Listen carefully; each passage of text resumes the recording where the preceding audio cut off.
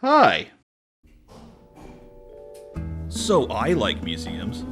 They're generally well-lit, air-conditioned indoor locations full of interesting things. And you can learn a lot in one of them. You got museums about rocks, about dinosaurs, and you got one about mustard even.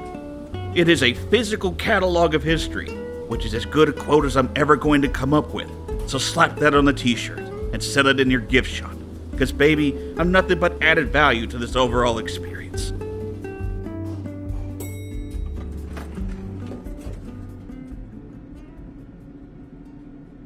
And yes, my newest best friend, they even got video game museums. Holy shit! That's right. Call your mom.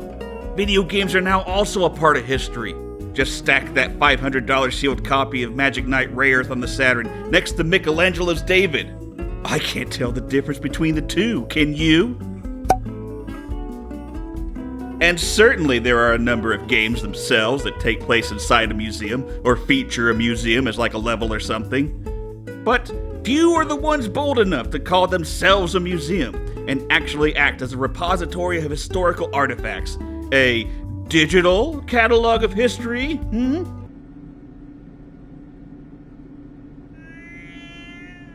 And today I'm gonna drag you by the hair all the way back to the dark hell world past of 1996. so that we can take a look at one of the most enduring series of video game compilations by one of the oldest in the business, Namco, and the Namco Museum series. So open them hearts and them brains, fickle viewer, let my sunshine in. We're going on a field trip.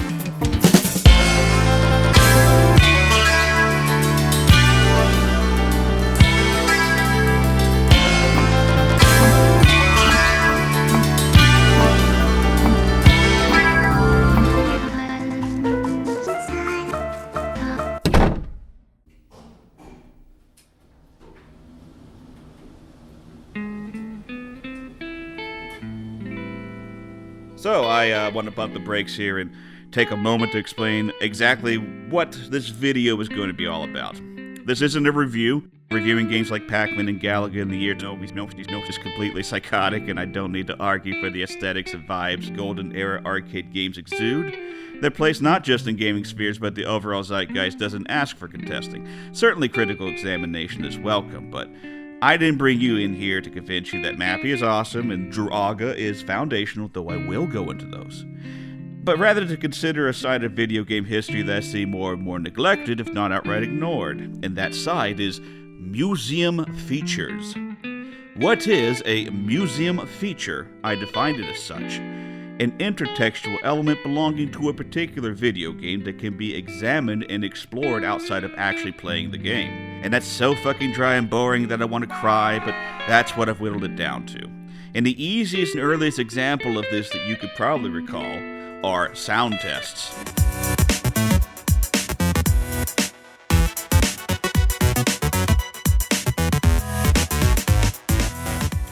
If you're like me and you're lucky enough to grow up with video games, and you probably spent a lot of time when you were younger messing around the options menu.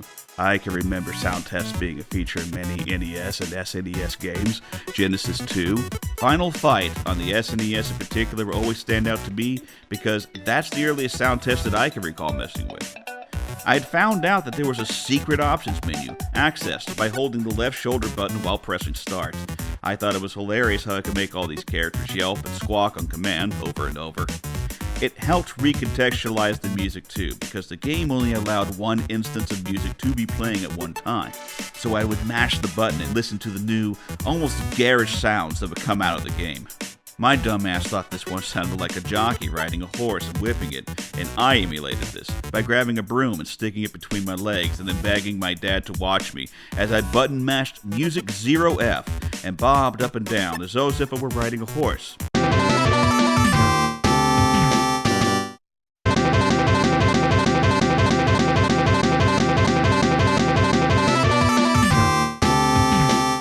He didn't get it, obviously. Kids' imaginations are idiosyncratic. But here I was, not playing the game, but playing with it, standing in a zone, a hidden zone, behind the scenes, getting a glimpse at the guts that make up this game. Whee! Video game! I found myself less beguiled by adjusting the difficulty in lives and whatever the fuck extra joy is, than isolating these sound effects and tunes, which I have burned into my skull, wrapping my mind around the electric and stringent yet also lush and melodic SNES sound chip. I know the SNES doesn't have a sound chip per se, but fuck you, we're moving along. You see sound tests in today's games. This isn't a lost bit of art form, it just has a different name. Jukebox. Hell, I'll bet that most of the composers of OG Remix also had an affinity for busting into the sound test on whatever game they got to rent for the weekend, and then sharpening their ears on it. A dual pleasure, then, to be adventuring and jamming and commanding the digital orchestra, the bit-crushed Foley, and the agonizing cries of your enemy's defeat. Museum features. Video game shit derived from and about video games. How about that?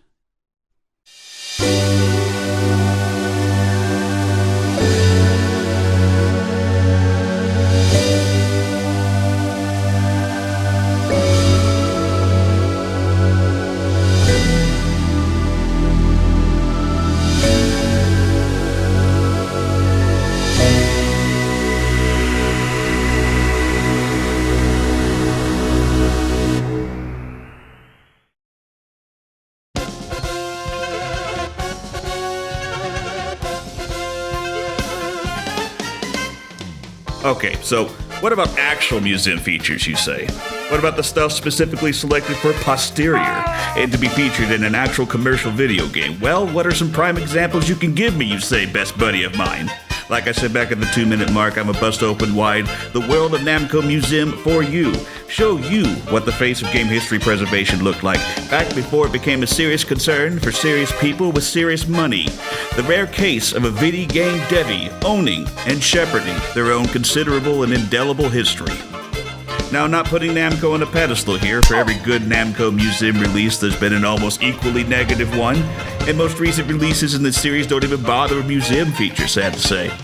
Whereas the first 5 Namco Museum titles had a keen focus on presentation, atmosphere, and various Namco errata, later releases amount to little more than ROM packs, which really sucks, because video game compilations are possibly the best format which a game developer's history can truly be celebrated and examined.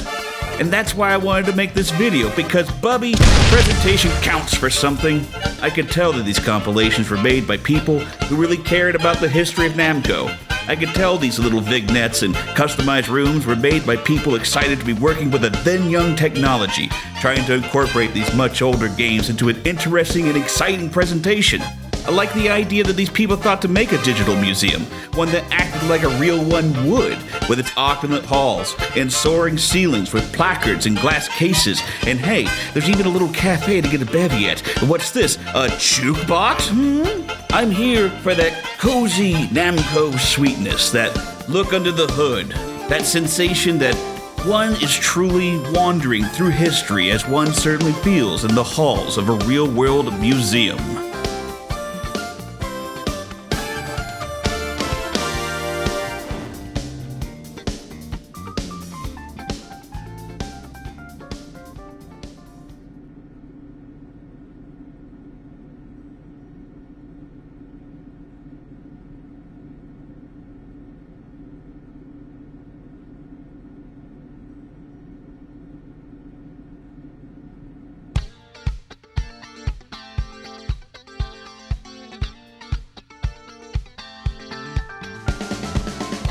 Keisuke Komachi.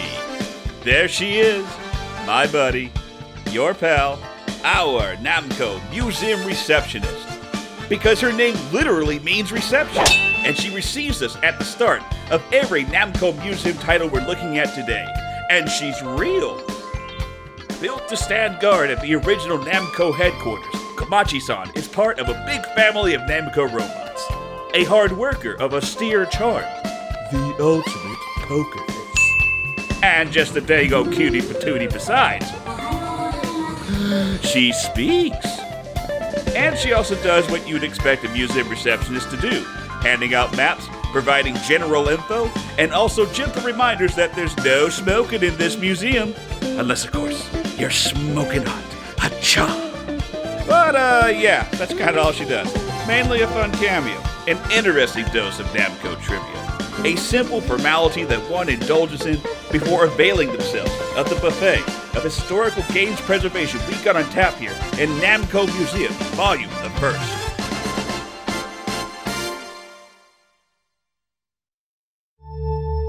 We emerge in the vestibule. A red carpet shoots ahead to guide you forward, gliding across the floor at a smooth 60 frames. You greet the receptionist, who takes your name, betraying no emotion. The simulacra of a bright sunny day fills the enormous windows. The walls crinkle and vibrate with the nervous aliasing endemic to nearly all PS1 games. And the music? It's some real music of the spheres kind of shit, and I like it. It works. It really situates you in the museum, especially as you go about and visit the various game rooms. It automatically establishes a place, one that's suspended, almost alien, and yet monumental for its modest size. You are as unhurried as the cosmos itself. Following the carpet places you in a large rotunda with several doorways, each leading you to their own game. They connect to their own exhibit halls, and the eye is drawn to the display cases. Various artifacts baking under halogen lights, its glow almost too harsh.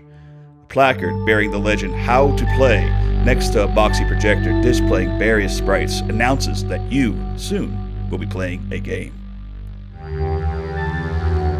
And like the best museum experiences, walking through that door transports you to another place. And here we are now, at Fuji Speedway on a clear day.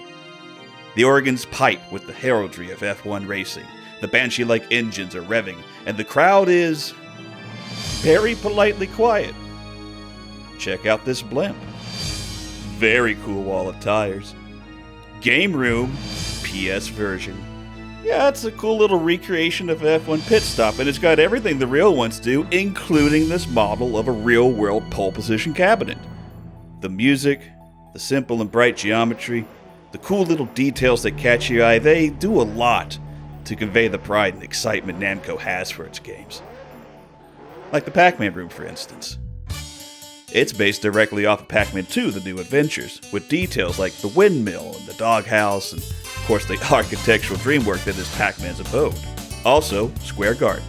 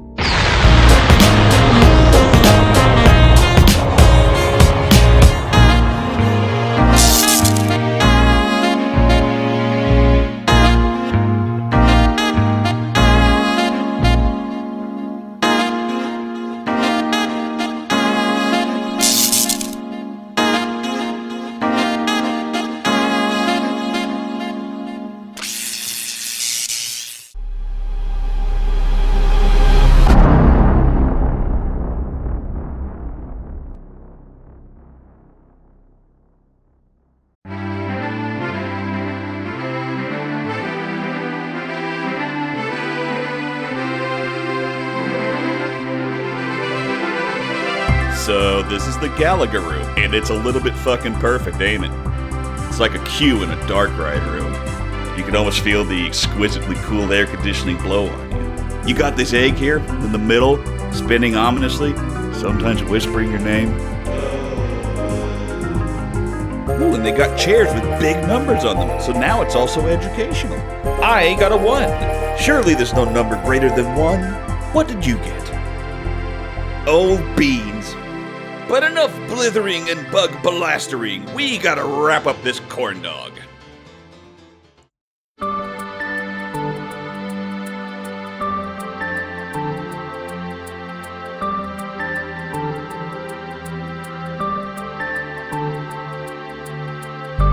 Each of the 6 rooms, except for Toy Pop, immerses you in that particular game's world. A rearrangement of the game's primary music pops off the moment you step into its world, guided here by the selected minutiae of its creation and cultural impact. It's hard not to get excited as you approach each new hallway and enter each new chamber and look for the replica arcade cabinets so you can check out these classics and obscurities, because you can feel the creators of this compilation also being excited. You understand you're walking around a work of love, you see. Entering the bright, clean lounge, you immediately see a selection of magazines spread out on a counter for perusal. The eye drifts, and you eventually turn around to see the bar, well stocked. Turning further right, you see a closed door behind the bar. What secrets does it hide? A sawtooth partition spaces a jukebox and palm tree apart from the bar stools, and a mounted television hangs silent, off, ominous. Kinda like you're here after hours, maybe, silently coasting about the halls like a patient ghost. It's simple in its layout, but functional.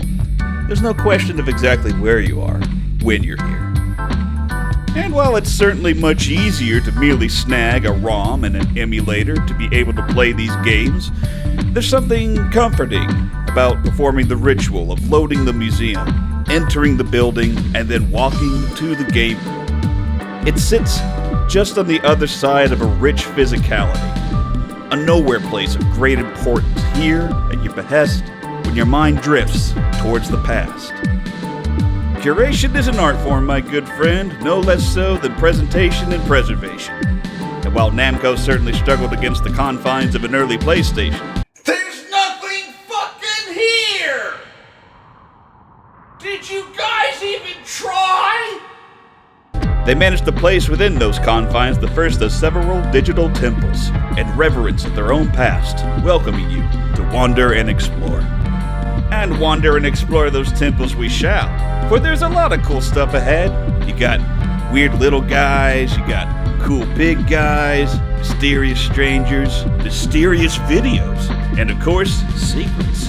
Because what's a museum without a couple of hidden secrets? And it's going to be my pleasure to bring all of this to you. We'll look at them together in the next museum video. Thank you for watching. Okay. Now I gotta drag this thing into the Pacific Ocean. Good God, look at the traffic.